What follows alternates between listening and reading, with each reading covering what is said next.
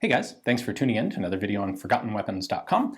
I'm Ian McCollum, and today we're going to take a look at the story of the Ross rifle with the RCMP, the Royal Canadian Mounted Police. Although, during this story, we're actually still talking about the Royal Northwest Mounted Police, as it was originally formed.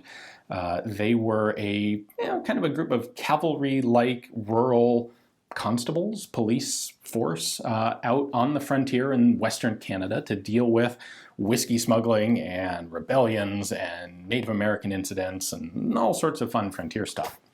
And being mounted, they typically used cavalry-style firearms. When they first formed, they used Winchester lever-action rifles, 1876s in short, full-stocked carbine form, very cool guns. They added some Lee Metford carbines to that a little bit later on. And then the Royal Northwest Mounted Police would become one of the first customers for the Ross Rifle Company's military Mark I rifles.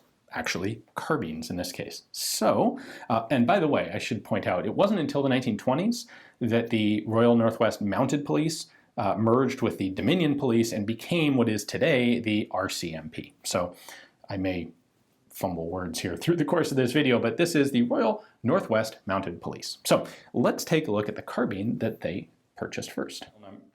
We'll start with the markings on this Mark I carbine. We have a roundel here, and this one's really pretty faded. It is not the standard military or government acceptance roundel. This is marked RNWMP, Royal Northwest Mounted Police. And this is serial number Charlie C364 and Mark I. So Ross rifle production for the military was all done in 1,000-gun prefix letters, so A1 through 999, B1 through 999, etc. The first 500 went to the Oceans and Fisheries Department. Those were A1 through 500. The second batch of A was never actually produced, and then military production included the B, D, E, F, G, and so on. They skipped Charlie, and that was because the 1,000 guns in C series went to the Mounted Police. Being the very first pattern of Mark I Ross, these are of course marked Ross Rifle Company, Quebec, and they have a patent date of 1903. Now what makes this batch of carbines unique among Rosses is that they are the only true carbines that were ever manufactured by Ross. And what they did was actually very simple. They simply cut the 28-inch barrel down to 26 inches, so the front sight is right up at the end of the stock, and they got rid of the bayonet lug that would normally be under here. These were, of course, made to go in cavalry buckets or scabbards. You don't want the bayonet lug catching, and of course, with the barrel shortened, it won't fit a bayonet anyway, so shortened down like that. Now, they were originally ordered as 25-inch barrels. When the RCMP, or RNWMP, inspector showed up to approve them in 1904 when they were manufactured, he first off discovered that the barrels were an inch longer than they had been ordered, but that's okay, that's not a huge deal. He also discovered that they had a rather fragile and kind of wonky rear sight, a very long leaf rear sight. But Ross had just developed this new replacement style of sight, modeled after the German Gewehr 98, kind of a ski jump or roller coaster sort of rear sight there. And they were given the option, well, they weren't really given the option. The inspector said, oh, and by the way, we want that new rear sight. That's a lot better. Well, it would take it a full year before Ross was able to actually mount, well, manufacture, procure, mount, and deliver 1,000 of these carbines with rear sights. So the guns were actually made in 1904, but they weren't delivered until 1905. And it was at that point that these guns started to show serious problems.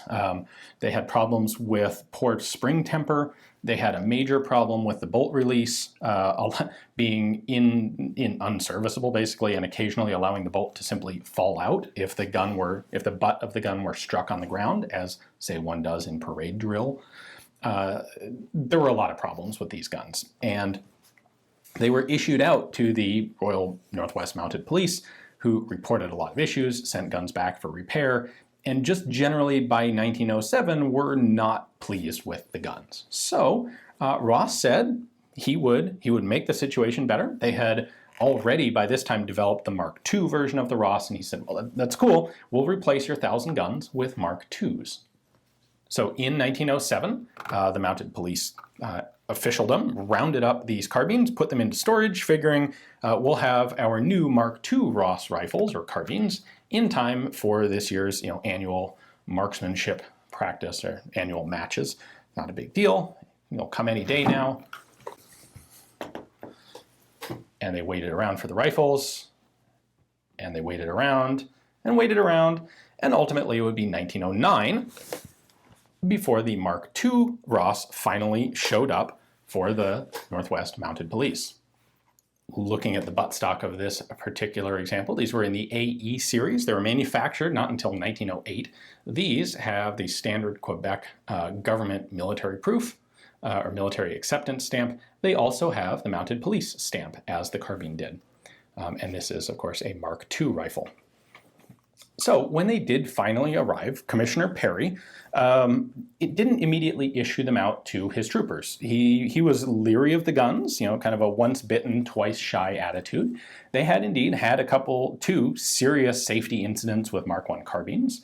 It sounds like probably due to something like strip jackets and early soft point ammo.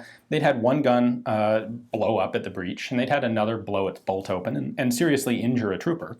And they were leery of the new pattern, and they figured, we'll keep these. In fact, they did keep them at the police headquarters in Regina and only use them for target practice and training there. And they figured they'd do that until they were thoroughly confident in the gun's quality and reliability. The troopers who would have these are going to be legitimately trusting their lives to these carbines out in pretty darn wild rural parts of northwestern Canada. Well, ultimately, that confidence never did happen. They kept them. They kept the old Lee Metford carbines in issue, and they kept the new Ross Mark IIs in Regina until in the spring of 1912, there was a fire at the depot, and all but 34 of them were completely destroyed. The Mounted Police gave Ross one more chance in 1913, asking for 600 Mark II 5-star rifles, and the response from Ross was that they were working on an even better version, which presumably would have been a pattern of the Mark III. A representative was sent out to Regina with some test rifles. There's no documentation of exactly what happened, but no order resulted. Presumably they weren't satisfied with the new Mark IIIs either. In the end, the Northwest Mounted Police never did actually get a functional, good Ross rifle. They never had one see proper, real service. So kind of interesting. They finally ultimately got Lee Enfield carbines in 1914, and they would move on quite happily from there. So both of these rifles are extremely scarce today. As I said, according to the documentation, only 34 of these survived the fire that destroyed virtually all of them. There's a similar survival rate for the Mark I carbines. So a big thank you to the collector who gave me access to these two to show to you guys. Hopefully you enjoyed the video. Thanks for watching.